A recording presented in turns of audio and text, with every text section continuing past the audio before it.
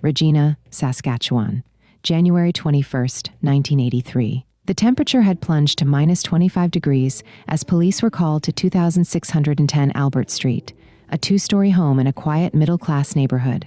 In the attached garage, officers made a grisly discovery. The body of 43-year-old JoAnn Wilson lay on the concrete floor, beaten with a blunt object and shot once in the head with a small-caliber weapon. It was one of the most violent crime scenes I've ever witnessed, said Detective Robert Mills. The victim had suffered multiple blows to the head and body before being shot execution style.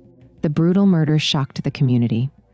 But investigators would soon uncover a tangled web of politics, money, and revenge that had been building for years. JoAnn's story began at the University of Iowa in 1961.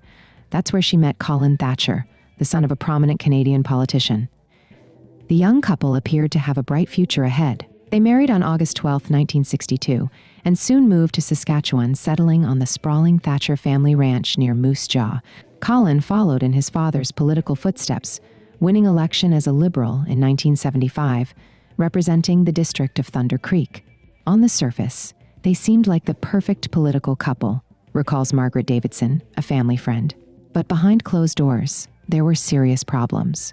Court records would later reveal that Colin had admitted to multiple affairs during the marriage. In August 1979, after 17 years of marriage and 3 children, the couple separated. What followed was one of the most bitter divorce proceedings the province had ever seen.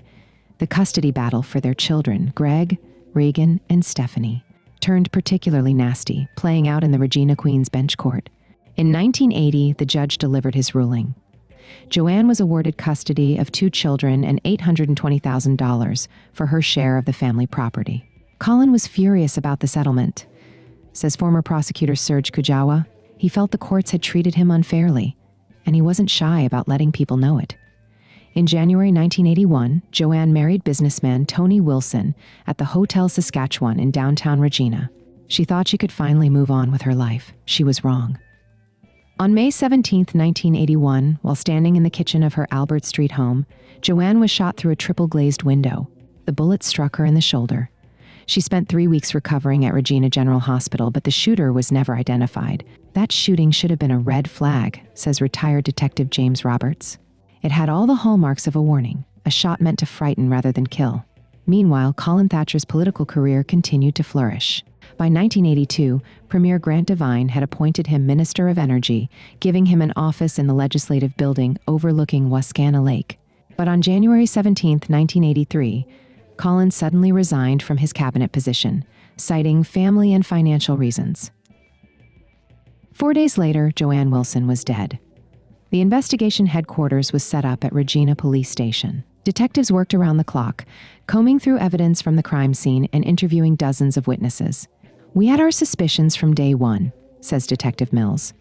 But in a high-profile case like this, you need rock-solid evidence. The suspect wasn't just anybody. He was a former cabinet minister and the son of a former premier. The breakthrough came when police discovered recordings of conversations where Colin discussed hiring a hitman with a man named Gary Anderson. On those tapes, you can clearly hear them talking about making it look like an accident, says former Detective Roberts. It was chilling to listen to, the calculated way they discussed taking a human life. On May 7, 1984, after a 16-month investigation, police formally charged Colin Thatcher with the murder of his ex-wife. The trial began that fall in the Saskatoon Court of Queen's Bench. For weeks, the courtroom was packed as prosecutor Serge Kujawa methodically built his case. Evidence included the incriminating recordings, witness testimony, and forensic evidence linking Colin to the crime scene. The prosecution's case was compelling, says legal analyst Howard Ross. They established motive, opportunity, and intent. The recordings were particularly damaging. In a surprising move, Colin Thatcher took the stand in his own defense. He attempted to explain away the incriminating conversations about hiring a hitman, but his testimony appeared to backfire. After deliberation, the jury returned with their verdict: guilty of first-degree murder. The judge sentenced Colin to life in prison with no chance of parole for 25 years. But the case took an unexpected turn in 1985. 2 weeks before Colin's appeal hearing, a package arrived at the Regina Leader-Post newspaper on Victoria Avenue. It contained what appeared to be a confession from someone else, along with a homemade hatchet claimed to be the murder weapon, and 2 photographs. That package raised a lot of questions, says former editor Thomas Wilson. But after police investigation, it didn't change the facts of the case. Many believed it was an attempt to create reasonable doubt.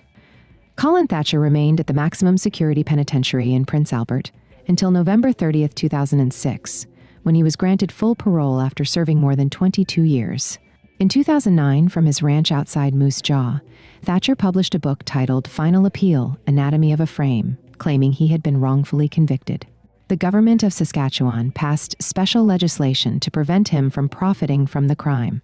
They collected $13,866 from book sales and donated it to domestic violence support services.